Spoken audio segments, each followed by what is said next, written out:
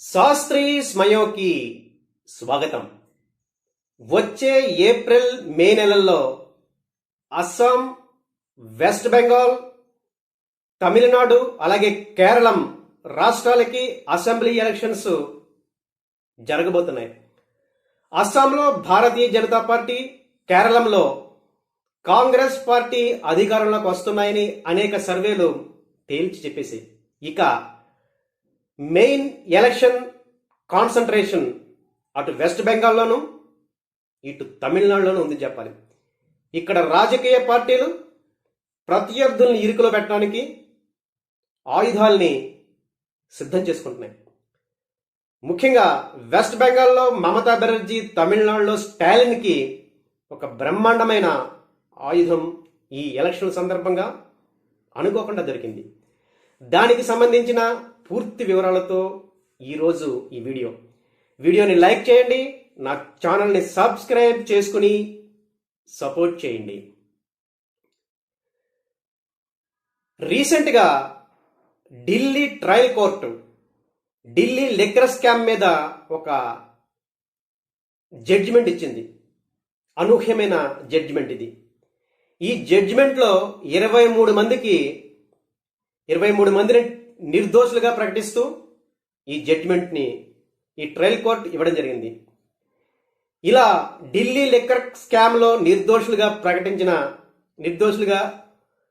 ప్రకటించిన ముఖ్యమైన వ్యక్తుల్లో ఢిల్లీ మాజీ ముఖ్యమంత్రి అరవింద్ కేజ్రీవాల్, అలాగే ఢిల్లీ మాజీ డిప్యూటీ సీఎం మనీష్ సిసోడ్, అలాగే మాజీ బీఆర్ఎస్ నేత కవిత, ఈ ముగ్గురు నిర్దోషులుగా ప్రకటిస్తూ ఢిల్లీ ట్రయల్ కోర్టు జడ్జిమెంట్ ఇచ్చింది. అసలు ఢిల్లీ లిక్కర్ స్కామ్ ఒక రకంగా సంచలనమే సృష్టించింది. ఈ లిక్కర్ స్కామ్లో అరెస్ట్ అయిన అరవింద్ కేజ్రీవాల్ ముఖ్యమంత్రిగా ఉంటూనే జైల్లో ఉన్నారు. అప్పుడు అది ఒక సంచలనంగా మారింది. ఇప్పుడు ఈ జడ్జిమెంట్ రావడంతో అరవింద్ కేజ్రీవాల్ నిర్దోషిగా బయటపడ్డాడు. ఈ ట్రయల్ కోర్టు ఈ జడ్జిమెంట్ ఇస్తూ ఈ జడ్జిమెంట్తో పాటు సిబిఐని నానా చివాట్లు పెట్టింది. అసలు ఈ కేసుకు సంబంధించి, ఈ లిక్కర్ స్కామ్ కేసుకు సంబంధించి సరైన సాక్ష్యాధారాలని సిబిఐ కోర్టుకి సబ్మిట్ చేయలేదని, ఈ కేసు కేవలం రాజకీయ ఉద్దేశాలతో ఫైల్ చేసినట్టుగా ఉందంటూ సిబిఐని నానా చివాట్లు పెట్టింది. అయితే సిబిఐ ఈ ట్రయల్ కోర్టు తీర్పు మీద ఢిల్లీ హైకోర్టుకు వెళ్లబోతున్నట్లు ప్రకటించింది. అది వేరే విషయం.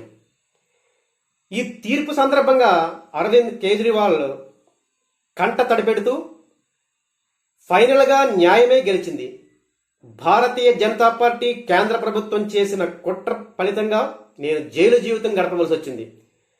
దమ్ముంటే బీజేపీ ఇప్పుడు ఢిల్లీ అసెంబ్లీని రద్దు చేసి ఎలక్షన్స్ పెట్టినట్లయితే బీజేపీ 10 సీట్లు కూడా గెలుచుకోదంటూ అరవింద్ కేజ్రీవాల్ సంచలనంగా ఒక రకంగా బీజేపీని ఇరుకుని పెట్టే విధంగా స్టేట్మెంట్ ఇచ్చారు.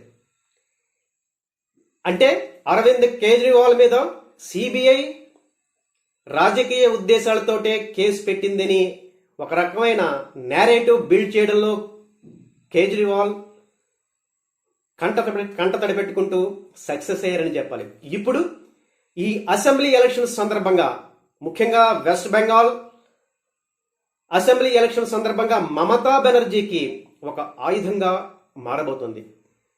మనం చూస్తున్న మమతా బెనర్జీ రీసెంట్గా వెస్ట్ బెంగాల్లో జరిగిన ఎస్ఐఆర్ ప్రక్రియ మీద విరుచుకుపడుతూ తనే స్వయంగా అడ్వకేట్గా మారి ఎస్ఐఆర్ మీద సుప్రీంకోర్టులో వాదించడం కూడా జరిగింది.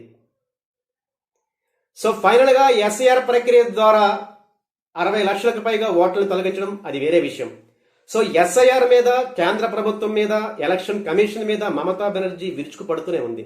అలాగే గతంలో అనేక సందర్భాల్లో సిబిఐ మీద, ఈడీల మీద విమర్శిస్తూ ప్రతిపక్షాలని ఇబ్బందులు పెట్టడానికే, ప్రతిపక్షాలు అధికారంలో ఉన్న రాష్ట్రాల మీద కక్ష సాధించడానికే భారతీయ జనతా పార్టీ సిబిఐ, ఈడీలను ప్రయోగిస్తోందంటూ మమతా బెనర్జీ తరచుగా విమర్శలు చేస్తూనే ఉంది.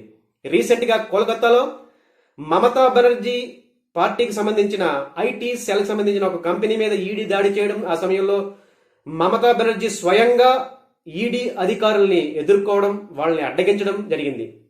అప్పుడు ఇదొక సంచలనంగా మారింది. ఇలా ఈడీని, సిబిఐని టార్గెట్ చేస్తూ మమతా బెనర్జీ విమర్శలు చేస్తూనే ఉంది. ఇప్పుడు ఈ ఢిల్లీ ట్రయల్ కోర్టులో సిబిఐని చివాట్లు పెడుతూ జడ్జిమెంట్ ఇవ్వడం మమతా బెనర్జీకి ఒక గొప్ప ఆయుధంగా మారింది. ఈ ఆయుధాన్నే మమతా బెనర్జీ వెస్ట్ బెంగాల్ ఎలక్షన్స్ లో సిబిఐని, కేంద్ర ప్రభుత్వాన్ని, భారతీయ జనతా పార్టీని విమర్శిస్తూ ఇరుకుని పెట్టడానికి ఉపయోగించుకునే అవకాశం ఉంది. సరే, వెస్ట్ బెంగాల్ ప్రజలు సిబిఐ మీద ఆ ఢిల్లీ ట్రయల్ కోర్టు చేసిన విమర్శల్ని పట్టించుకోరా అనేది తర్వాత విషయం. మొత్తం మీద ఇది మమతా బెనర్జీకి ఒక ఆయుధంగా మారే అవకాశం ఉంది. ఇక స్టాలిన్ విషయానికి వస్తే, తమిళనాడులో భారతీయ జనతా పార్టీ పెద్దగా స్ట్రాంగ్ గా లేదు.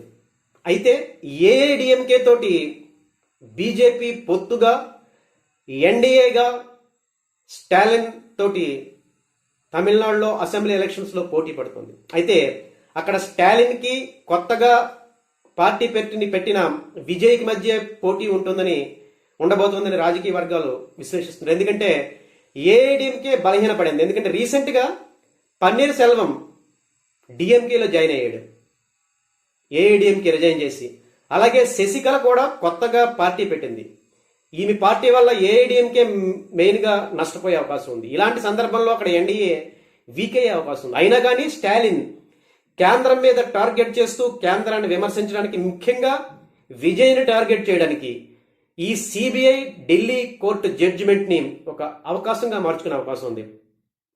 విజయ్ మీద విమర్శలు చేస్తూ విజయ్ ఎన్డీఏలో జాయిన్ అవడానికి సిద్ధం అవుతున్నాడు. ఎందుకంటే సిబిఐని విజయ్కి వ్యతిరేకంగా ఉపయోగించుకుని కేంద్ర ప్రభుత్వం విజయ్ని ఎన్డీఏలో జాయిన్ చేసుకోవడానికి ప్రయత్నాలు చేస్తుందంటూ అనేక సార్లు విమర్శించడం జరిగింది.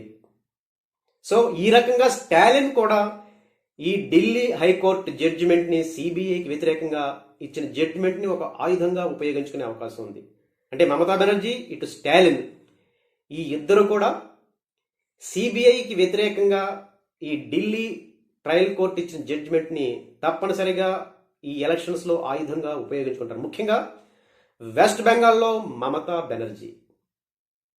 సో ఏది ఏమైతేనే ఈ వెస్ట్ బెంగాల్ ప్రజలు కానీ, తమిళనాడు ప్రజలు కానీ ఈ సిబిఐ విషయాన్ని సీరియస్ గా తీసుకోరా అనేది వేరే విషయం. ఇలాంటి క్రూషియల్ స్టేజ్లో అసెంబ్లీ ఎలక్షన్స్ జరుగుతున్న టైంలో ఈ జడ్జిమెంట్ రావడం ఒక టైమ్లీ ఇన్సిడెంట్. ముఖ్యంగా అరవింద్ కేజ్రీవాల్ రాజకీయ జీవితానికి ఇదొక ఉపయోగపడే అంశంగా మారింది. ఎందుకంటే ఈ జడ్జిమెంట్ వచ్చిన వెంటనే అరవింద్ కేజ్రీవాల్ కంటతడి పెట్టుకున్నాడు. ఆయన ఎమోషనల్ గా ఒక్కసారి బ్లాస్ట్ అయ్యారు. ఇది కూడా రాజకీయంగా ఒక రకమైన సిబిఐకి వ్యతిరేకంగా వాతావరణాన్ని ఏర్పాటు చేస్తుంది. దీన్ని వచ్చే అసెంబ్లీ ఎలక్షన్స్ లో మమతా బెనర్జీ లాంటి నాయకులు ఉపయోగించుకునే అవకాశం ఉంది. మరి దీని మీద బీజేపీ ఏ రకంగా రెస్పాండ్ అవుతుంది, ఏ రకంగా ఈ జడ్జిమెంట్ ని ప్రజల ముందుకి వివరిస్తుంది అనేది వేచి చూడాలి. మొత్తం మీద ఇది మమతా బెనర్జీ, స్టాలిన్ లాంటి నాయకులకి ఒక ఆయుధమనే చెప్పాలి. సరే, సిబిఐ ఢిల్లీ హైకోర్టుకు వెళ్తానని చెప్పడం అది వేరొక విషయం. సో ఈ రకంగా ఢిల్లీ హైకోర్టు జడ్జిమెంట్ మీద, ఢిల్లీ లిక్కర్ స్కామ్ మీద ఇచ్చిన జడ్జిమెంట్ మీద అరవింద్ కేజ్రీవాల్ని నిర్దోషిగా ప్రకటిస్తూ చేసిన స్టేట్మెంట్ మీద మీ అభిప్రాయాల్ని తప్పనిసరిగా తెలియజేయండి. అసలు ఈ ఇష్యూ వచ్చే అసెంబ్లీ ఎలక్షన్స్లో ఆయుధంగా మారుతుందా లేదా కామెంట్స్లో తెలియజేయండి. Thank you.